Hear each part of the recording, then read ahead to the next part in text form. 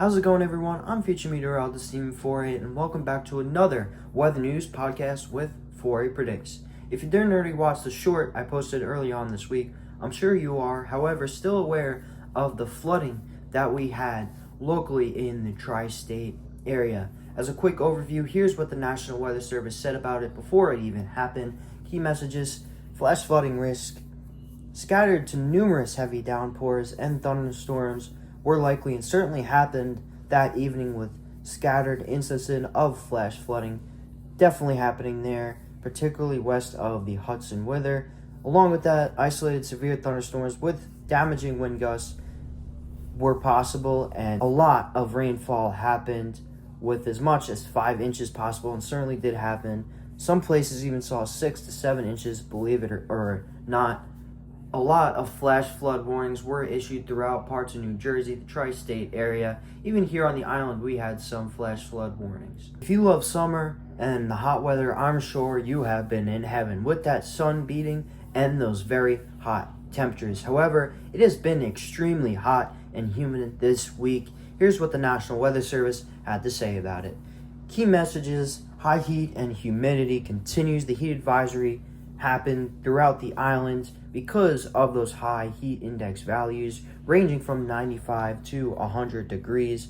Isolated severe thunderstorms and localized flash flooding is possible. Of course, with these higher temperatures, you can expect more thunderstorms, as well as even the possibility for a wildfire to light up. Luckily, not really in the tri-state area, however, but it's always a risk.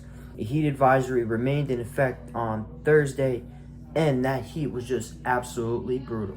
It has certainly been hot and humid the last few days. If you do plan on going to the beach or taking the boat out, please just make sure you are checking with the National Weather Service first, as there are always possibilities that there are special marine warnings out or stuff like that, just so you are staying safe. Now, talking about severe weather throughout the country, on Saturday, the enhanced risk in turn there in the Midwest, pretty large spread of severe weather, and you could see that on the radar there, those pretty strong storms moving through the Midwest. On Wednesday, the National Weather Service put out their key messages about the storms, and here's what they had to say.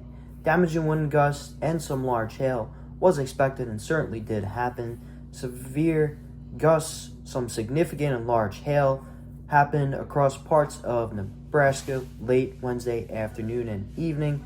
Damaging wind gusts are likely and certainly did happen. I hope everyone affected by these storms stayed safe.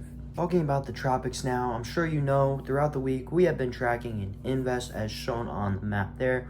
However, as of today, it's pretty much calmed down. And the last thing I'd like to mention this week is where I have been in Florida this week. We have had some pretty strong thunderstorms here, which is pretty normal, bringing some heavy downpours to the area. Well, that's all for this week, everyone. Thank you so much for watching, and have a wonderful weekend.